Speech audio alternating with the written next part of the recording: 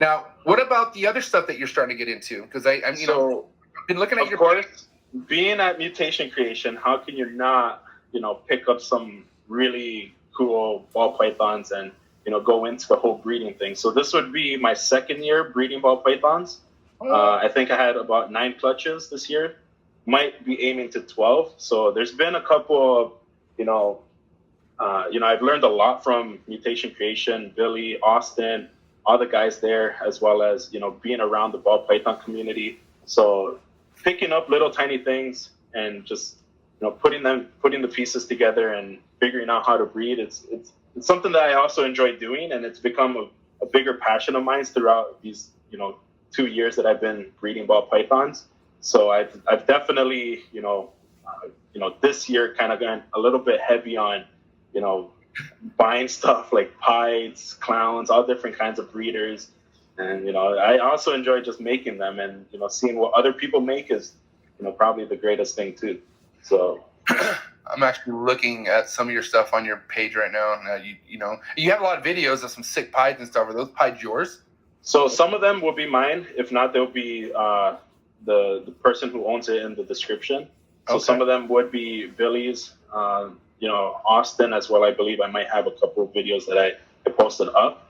But I do have a couple of things that I picked up throughout, the months of being at Mutation Creation and doing, split clutches with Billy, also doing split clutches with Austin, as well as doing clutches on my own. I actually have like 3 clutches of eggs. I think there's like 20 eggs in the incubator right now.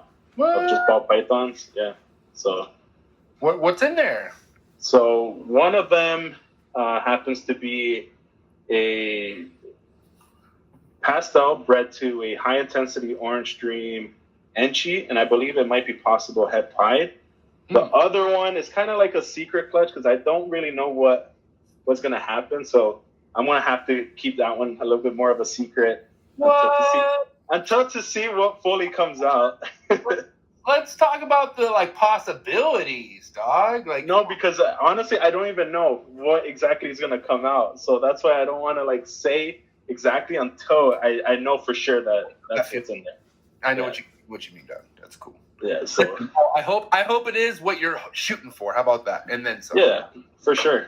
You'll definitely see me doing a belly dance on Instagram if I ever do hit what I think it is.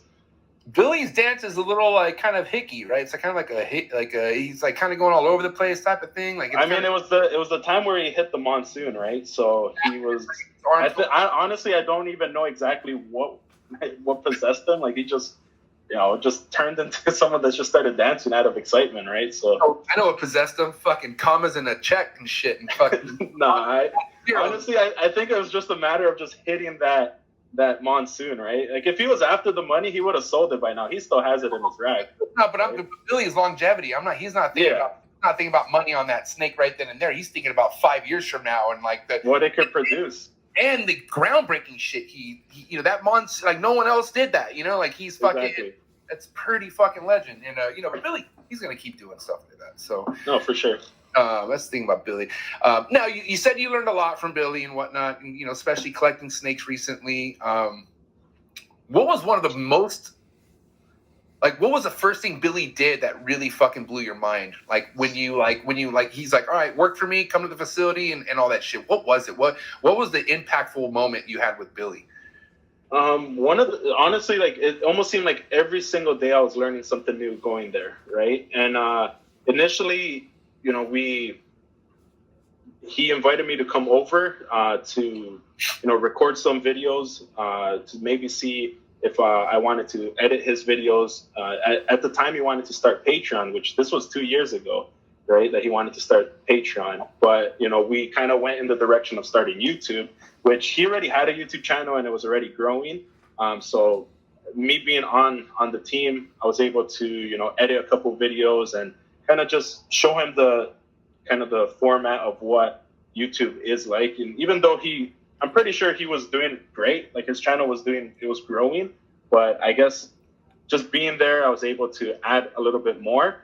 But the one thing that he did, I guess that just kind of made me what was, just seeing all the freeways that he was making. Like, it was like, I came at around the time, like, I think it was around this time, where he was just having a clutch after clutch after clutch, which it was almost like every single day it was like something new, right? And he was hitting these freeways that I've never seen in my whole entire life. They looked like lightning, and it was one of those things that I was like, okay, this place is crazy. And just seeing the incubators too, how he had them lined up, it almost seemed like Jurassic Park, right? Like there were so many eggs in the incubator. It's like the major leagues of breeding. It's like, yeah, go ahead.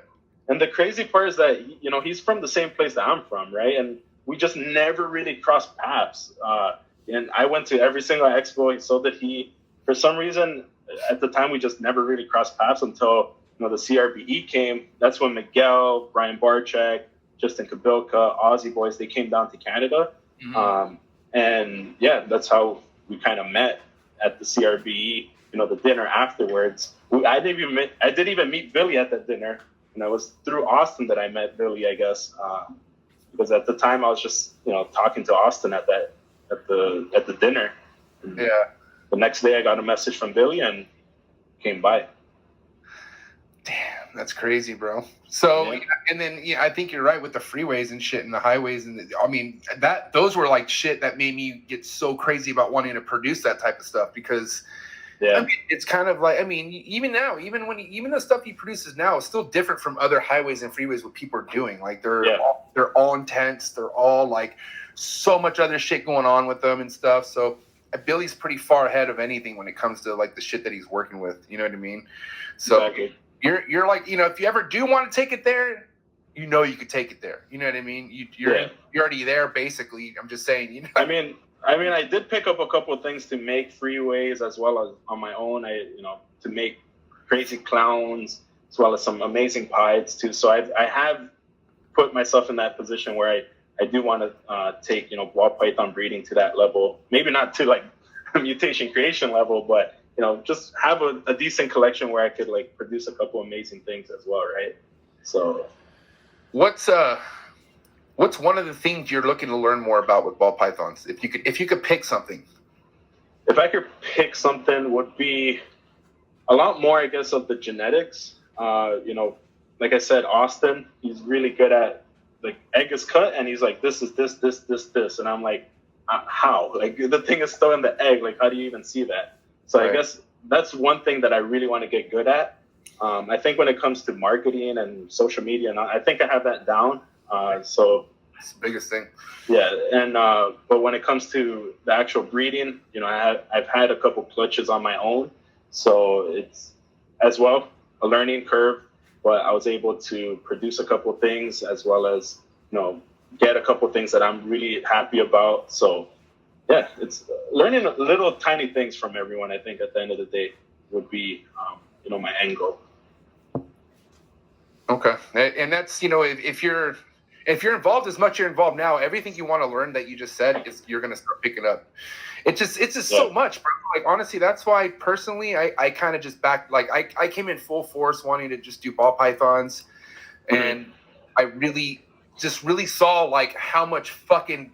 I mean, I guess competition, but how much shit's out there and what's being worked with, right? Yeah. And there's something popping up, and then there's always a new $20,000 investment on something.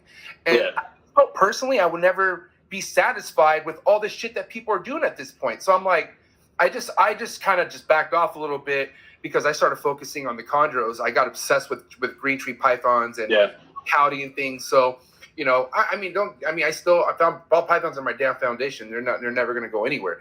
And you know, they're still amazing, but I just, instead of working with fucking 20, 30 different projects, I'm focusing just on 10 projects. You know what I mean? Like just what I'm really, really passionate about. But when you, I feel like when you try to spread yourself out too thin and you really want to focus on all these morphs, oh my, good luck. Like your head's going to off. Like, no, and I mean, even when it comes to, you know, the green tree pythons and all that, like that was something that I also really wanted to get into breeding. And I was listening to, you know, a couple podcasts at the time, just even before I even owned the green tree python that I have.